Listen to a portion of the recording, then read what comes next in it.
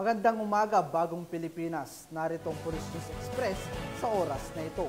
Mahigit 10 milyong pisong halaga ng marijuana ang binunot at sinunog ng mga operatiba sa Kalinga.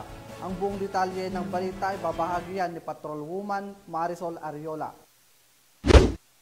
Sinira at sinunog ang aabot sa 52 piraso ng fully grown marijuana plants na tinatayang nagkakahalaga ng higit sa 10 milyong piso sa barangay Nambaran, Tabuk City, Kalinga. Ang nasabing operasyon ay isinagawa noong August 8 ng taong kasalukuyan na pasado alas 11 ng umaga. Sa naganap po na marijuana eradication under ng Oplan Reaper ay kinasa noong August 8, 2024, bandang alas 11 ng umaga. Naging matagumpay ito sa joint forces ng mga operatiba na dito ay lead unit ang PNP Drug Enforcement Group, Special Operating Unit Cordillera, kasama ang Tabuk City Police Station, 153rd Regional Mobile Force Battalion 15, Kalinga Police Provincial Office at Isabela Police Provincial Office. Naganap ang marijuana eradication sa Barangay Nambaran, Tabuk City, Kalinga, na kung saan nagresulta ito sa pagsira at pagsunog sa mahigit 52,000 piraso ng fully grown marijuana plants na may tinatayang standard drug price na 10,400,000 pesos at total estimated land area na 5,200 square meter sa naturang lugar.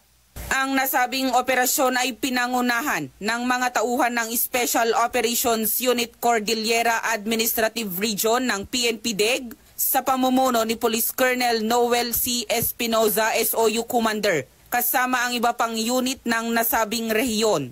Walang cultivator na nahuli sa nasabing operasyon, ngunit hindi tumitigil ang aming hanay sa pamumuno ni Police Brigadier General Eliazar P. Mata na matukoy ang mga lugar na posible pang napagtatamnan ng mga ipinagbabawal na halaman upang hindi na ito kumalat pa sa ating lipunan at hindi na magamit pa ng ating mga kababayan. Wala naman pong nahuling cultivator sa lugar, pero patuloy pa rin po ang pagtutugis ng aming hanay upang mapag-alaman ang mga posibleng sangkot sa pagtatanim ng marijuana sa lugar. Muli po, ito po ang PNP Drug Enforcement Group, Special Operating Unit Cordillera, sa pamumuno po ng aming commander na si Police Colonel Noel C. Espinoza. Patuloy ang ginagawang pagpupursigi ng ating mga kapulisan na nalabanan ang iligal na droga sa ating bansa upang tayo'y maging ligtas at malayo sa banta ng kriminalidad dahil sa iligal na droga. Sa mga nais magsumbong, maaari kayo mag-text sa numerong nasa inyong screen. Dahil dito sa Bagong Pilipinas, ang gusto ng PNP DEG, iligal na droga bigyan ng wakas.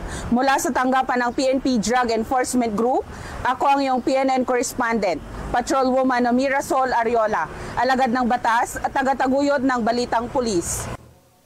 Para sa iba pang napapanahong balitang pampulisya, laging tumutok sa Police News Network, alagad ng batas, tagataguyod ng Balitang Pulis.